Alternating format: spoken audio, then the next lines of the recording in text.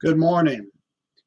Today is January the 27th, 2023. I hope everybody is having a good day so far. I want to talk to you a little bit about events of this day 50 years ago. Again, part of my information is coming from January 1973, Watergate, Roe v. Wade, Vietnam, and the month that changed America forever by James Robinault. And January 27th, 1973 was on a Saturday, and big news came from Paris, France. Across the oceans, preparations for the official signing in Paris were underway. That's to end the Vietnam War. Le Duc Tho headed for home. My mission is accomplished, he told reporters. It was a strong signal that Henry Kissinger himself would not be in Paris for the official signing ceremony. On January the 23rd, the two men had initialed the preliminary peace agreement. The accords would be signed by the Vietnamese foreign ministers and U.S. Secretary of State William Rogers. The Viet Cong's Provisional Revolutionary Government's foreign minister was a woman, Nguyen Thi Binh. She said that Nixon had violated the spirit of the agreement in his January 23rd speech by recognizing President Thio's government as the sole legitimate government of South Vietnam. Trouble lay ahead. On Saturday, January the 27th, 1973, the accords were signed in the great ballroom of the Hotel Majestic with its gigantic round table, crystal and gilt chandeliers, and lush tapestries. Because the South Vietnamese refused to recognize the Viet Cong Provisional Revolutionary Government, the agreements were signed in two separate ceremonies. In the morning, an agreement that did not refer to the P by name was signed by the United States, North Vietnam, South Vietnam, and the Viet Cong. Viet Cong is the same as PRG. In the afternoon, an agreement that did mention the PRG was signed only by the United States and North Vietnam. There were unmistakable portents of the accord's stillbirth. The Vietnam ceasefire agreement was signed here today in eerie silence, the New York Times reported. Without a word or a gesture to express the world's relief that the years of war were officially ending, the parties engaged in no public clinking of champagne glasses or toast in peace. Reportedly, such gestures took place behind the scene in curtailed or curtained foyer, but to the eyes of the world press, the rite of peace seemed strangely emotionless and oddly muted. With little fanfare, Secretary Rogers and his team headed straight for the airport following the ceremony, where Rogers finally spoke. "It's a great day," he said. Having been a mere spectator at the negotiations, he truly had nothing else to add. South Vietnam's Foreign Minister Tran Van Lam, the man Henry Kissinger called an ass, flew back to Washington with Rogers. He was, according to reports, an uninvited and unexpected passenger on the plane. In Texas, Lady Bird Johnson, her two daughters and their husbands, and Jewel Melchek visited the grave of LBJ to thank the honor guard and military police who had been posted to stand watch. After the family left, the grave was leveled and covered with the turf that had been there before the grave was dug. Lyndon Baines Johnson, the 36th President of the United States, returned to the hill country whence he had come, his body and his great society, two of the last casualties of the Vietnam War. And so American involvement in Vietnam officially ended January 27th of 1973, 50 years ago today.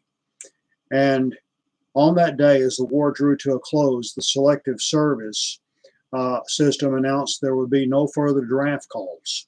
The decision came 2 months after President Richard M. Nixon had easily won re-election, running against Democratic Senator George McGovern of South Dakota, an outspoken opponent of the war.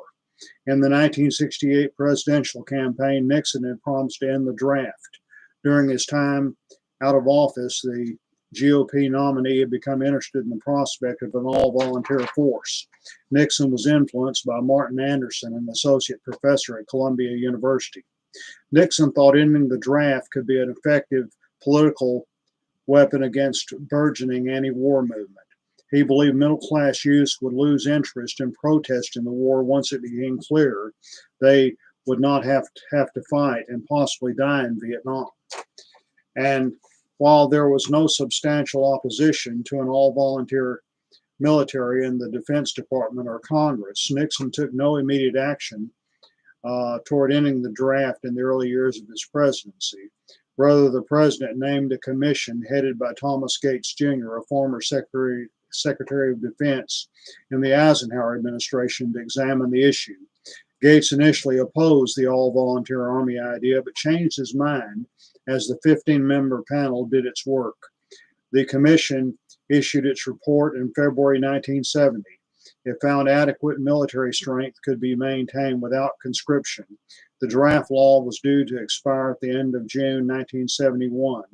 But Nixon decided it needed to continue to ask Congress to approve a 2-year extension. In March 1973, 1974, and 1975, the Selective Service assigned draft priority numbers for all men born in 1954, 55, and 56 in case the draft was extended, and it never was. By the way, I was born in 1951, so I was already a little bit older than the people that were targeted. December 28, 1972 had been scheduled to be the last day that draftees would be inducted that year. However, President Nixon declared that day a national day of mourning due to the death of former President Harry S. Truman on December 26, and federal offices were closed. Men scheduled to report that day were never inducted, since the draft was not resumed in 1973.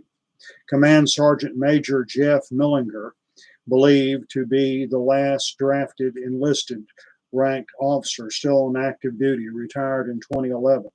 Chief Warrant Officer 5, Ralph E. Rigby, the last Vietnam-era drafted soldier of warrant officer rank, retired from the Army on November 10, 2014, having served about 40 years. So we see here we don't have an active draft right now.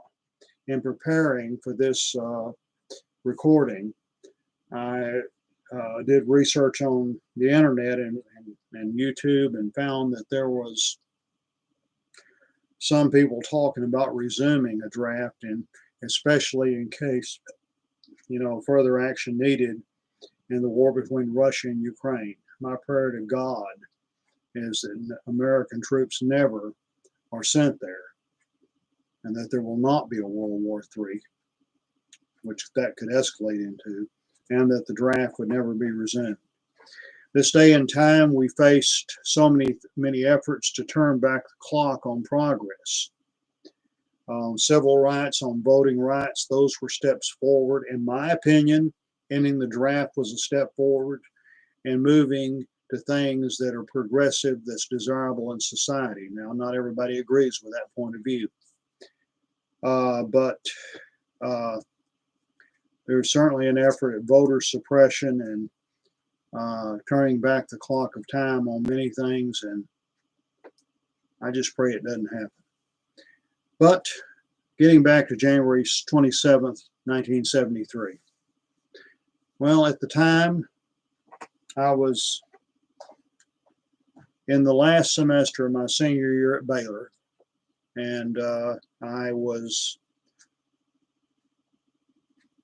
attending classes on campus, of course, and I had 5 classes I was taking, all good classes, and I had a part-time job with the Western Institute for Science and Technology as working at a juvenile achievement school, which was quite an interesting experience. And for the class I was taking at Baylor in skills in working with people, a social work course, on Monday nights, I worked in the same building as the Juvenile Achievements School, and as did placement in the Juvenile Detention Center, which was also an interesting experience.